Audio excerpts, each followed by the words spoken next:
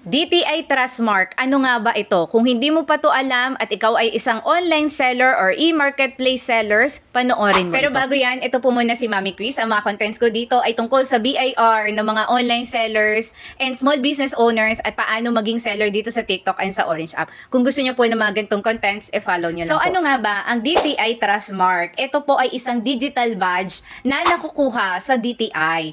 And sinasabi mo ito, pinapakita mo ito doon sa mga buyers mo. Kapag meron ka nito, ikaw ay isang legit and trusted seller dito sa Pilipinas. So ito ay nagbibigay din sa'yo ng benepisyo na pagkakatiwalaan ka nung mga buyers mo. Kasi nga ikaw ay isang trusted seller and nire-recognize iyon ng DTI. So, ang layunin kasi ng DTI dito na mapakita natin sa mga buyers natin na tayo ay isang trusted seller na nire-recognize ng DTI. Lalo-lalo na tayong mga online sellers. Ano pa yung iba pang advantage nito? So, kung merong mga program, awards, ang DTI, isa ka sa maaaring ma-recognize nila or mabigyan nila ng mga awards or mapasali sa kanilang mga programs kapag ikaw ay kumuha nung Trustmark nila. So, magkano nga ba itong Trustmark? May bayad ba siya?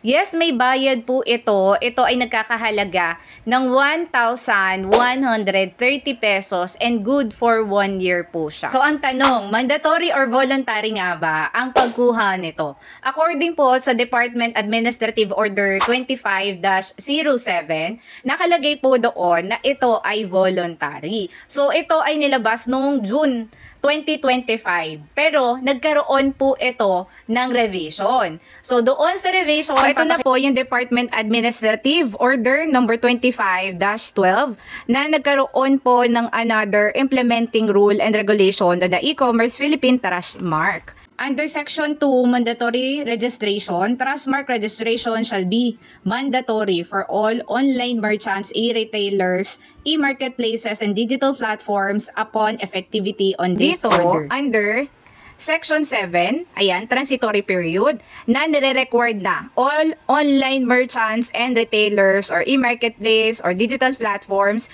availing of the Philippine market over the internet shall apply for and obtain a Trustmark by September 30, 2025. So, sa katapusan po ng September 30, dapat po ay makakuha na tayo nitong Trustmark. So, hindi ka na pwedeng magbenta if wala ka nito.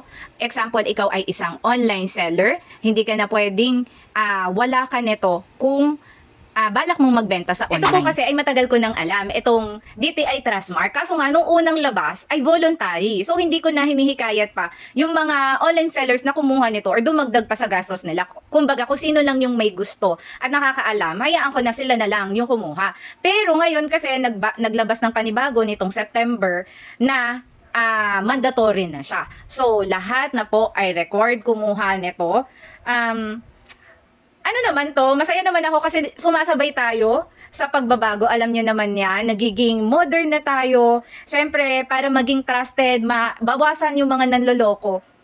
Pero sana, mas maging mahigpit dito yung mga government natin sa mga nag-a-apply. Kasi tayo, yes, legit sellers tayo. Pero, siyempre, may mga kukuha pa rin nito na alam naman natin na hindi mga legit sellers na gagamit ng mga dummy accounts din. Or gagamit sila ng ibang mga tao para kumuha para sa kanila. And sana mas maging mahigpit dito ang government. Kasi tayo, willing tayo mag-comply kung ano yung gusto nilang ipa-comply sa atin para maging maganda yung ating pagbebenta at makaiwas din doon sa mga fake sellers. Pero sana, mas higpitan and masigurado na legit lang talaga yung magkakaroon ng trust. So kayo, ano ba yung inyong opinion regarding DTI Trustmark? Para sa akin, positive ito, masaya ako dito, maganda ito para mas maging safe and mapakita talaga natin sa mga buyers natin na legit seller tayo. Pero kayo ba? Ano yung inyong opinion dito? So, yun lang mga momshi. Sana makakuha na rin kayo nito. Ipon-ipon lang hanggang September 30 pa naman ito.